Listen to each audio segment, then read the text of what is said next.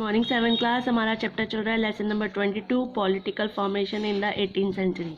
अभी तक हमने पढ़ा लेटेस्ट मुगल्स में फर्स्ट आते हैं बहादुर शाह फर्स्ट, फिर Jahangir Shah, third is Farooq Shah, fourth is Mohammad Shah and fifth one is Bahadur Shah Zafar. उसके बाद हमने पढ़ा इंडिपेंडेंट किंगडम, कौन कौन सी स्टेट थी जिन्होंने अपने को इंडिपेंडेंट डिक्लेयर कर दिया। This one is Awadh, Bengal and Hyderabad.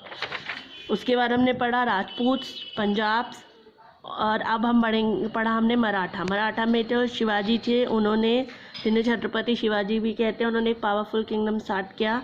उनके फादर का नाम था शाहजी भोसले और उनकी मम्मी का नाम था जीजाबाई। अब आता है आपका war with the Mughals. Chhatrapati Shivaji ने मुगल टेरिटरीज़ को अपने कंट्रोल में करना स्टार्ट किया 1657 में। औरंगज़ेब ने अपनी एक बिग आर्मी भेजी शाइस्ता खान के उन्हें कैप्चर करने के लिए। शाइस्ता खान उनको पकड़कर पूरन ले गया और कंपेयर देयर एक दिन Shivaji made a surprise attack किया पुणे पर, बट शाइस्ता खान ने narrow escape. After this incident Shivaji ransacked Surat and carried off a huge booty. Aurangzeb ने देन फिर राजा जयसिंह को भेजा अम्बेर के टू द डेक्कन। जयसिंह ने कैप्चर कर लिया नंबर ऑफ बहुत सारे फोर्ट्स को शिवाजी के, and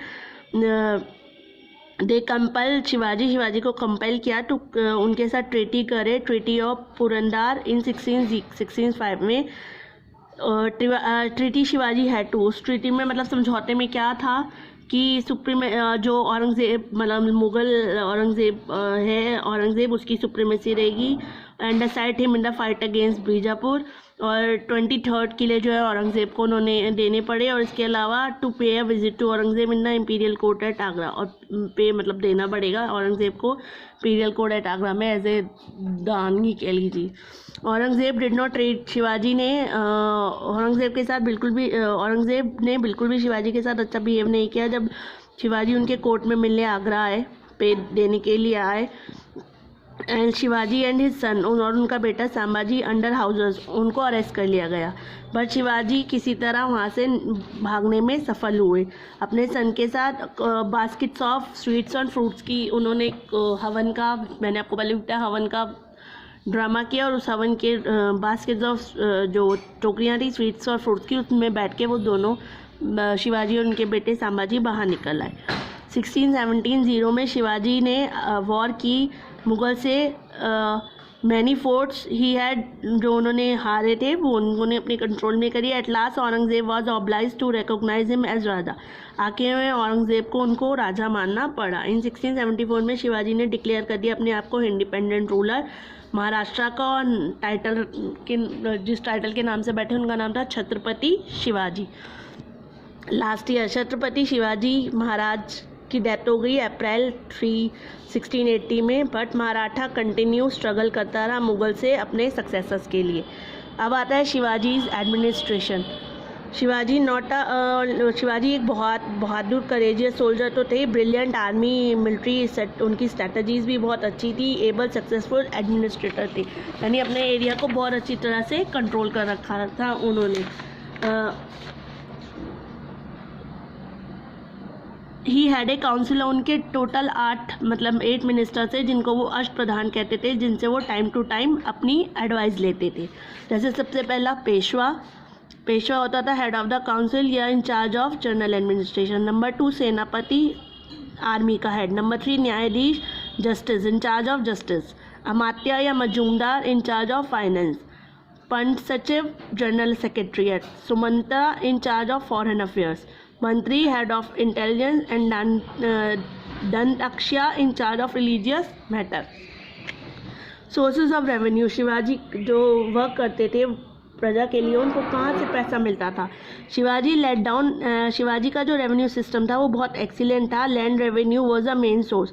land revenue main source था जहाँ से शिवाजी को इनकम होती थी। Shivaji collect 2/5 of the produce land tax from the territory directly under him. जो टेरिटरी उनके एरिया में थी, यानी जो लैंड एरिया उनके कंट्रोल में था, उसका 2/5 टैक्स फार्मर्स को शिवाजी को देना पड़ता था। फ्रॉम एरिया जो उनके कंट्रोल में नहीं था, ही कलेक्टेड द फॉलोइंग 2 टैक्स, उनसे वो 2 टाइप का टैक्स लेते थे, यानी जो एरिया उनके कंट्रोल में था उनसे ये 2/5 लेते थे, और जो एरिया उनके कंट्रोल में डायरेक्ट नहीं था उनसे 2 तरह का टैक्स लेते थे। एक का नाम था चौथ, दूसरे का नाम था सरदेश मुखी। सबसे पहले आता है चौथ। Inhabitant paid the chauth. Inhabitants जो है वो चौथ पे करना पड़ता था, यानी standard revenue to their king. राजा को protection money against the plundering raids of Shivaji, कि शिवाजी उन पर अटैक ना करें, उससे बचने के लिए उनको वो टैक्स देना पड़ता था। कितना? 1/4 रेवेन्यू राजा को देना पड़ता था प्रोटेक्शन के लिए, कि राजा उन पर रेड, मतलब शिवाजी उन पर रेड ना करे। और वो territory chauth were also required to pay an additional tax. एक टैक्स और था जिसका नाम था सरदेश मुखी। वो क्या था कि 1/10 ऑफ द रेवेन्यू, अपने एरिया का 1/10। डोज हु पेड सरदेश मुखी मराठा प्रोटेक्शन, यानी कोई उनसे बाहर पर अटैक करेगा तो शिवाजी उनको बचाएंगे। यानी 2 टैक्सेस थे, एक तो चौथ में क्या था कि राजा शिवाजी जी उन पर अटैक नहीं करेंगे, दूसरा क्या था सरदेश मुखी कि कोई अटैक करेगा तो शिवाजी उनको बचाएंगे। नंबर है मिलिट्री एडमिनिस्ट्रेशन। शिवाजी ने मेंटेन एंड ऑर्गेनाइज एक बहुत अच्छी आर्मी बना रखी थी, मतलब पैदल चलने वाली इन्फेंट्री, क्लेवरी और नेवी, तीनों तरह की आर्मी थी। He required only 1 person and manage to organize. उन्होंने 1 एबल पर्सन रखे हुए थे जो मैनेज करते थे इस ह्यूज आर्मी को। उनकी आर्मी क्या कहते हैं, गोरिल्ला वॉर, मैंने आपको बताया गोरिल्ला वॉरफेयर, चुपके से गोरिल्ला की तरह अटैक करते थे हिली एरिया, क्योंकि वो लोग हिली एरियाज़ में रहते थे वेस्टर्न घाट में, तो वो लोग इसी तरह की वॉर्स को यूज़ करते थे।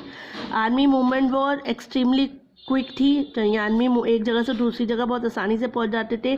अबाउट इनके पास 280 फोर्ट्स थे, 280 किले थे। एवरी फोर्ट के अंदर 3 ऑफिसर्स होते थे इक्वल स्टेटस के। शिवाजी ने रिकॉग्नाइज किया था अपना एक स्ट्रॉन्ग नेवी भी थी, यानी जल सेना, और इसके अलावा उन्होंने शिप्स बनाए थे टाउन्स में such as Kalyan, Bhiwandi and Goa. In the fleet grew to reportedly, यानी ये जो 160 to 700 मर्चेंट होते थे जो सपोर्ट करते थे फाइटिंग लड़ने के लिए जल सेना में। शिवाजी ने admiral Kanhoji Angre is often said to be the father of the Indian navy. Admiral था, मतलब जो उनका हेड था, उनका नाम था कनौजी अंगारा, जिन्हें father of the Indian navy भी कहते हैं। अब आता है सक्सेसर ऑफ शिवाजी। बस आज के लिए इतना ही, अब हम पढ़ेंगे नेक्स्ट क्लास में। Okay, have a nice day बच्चा।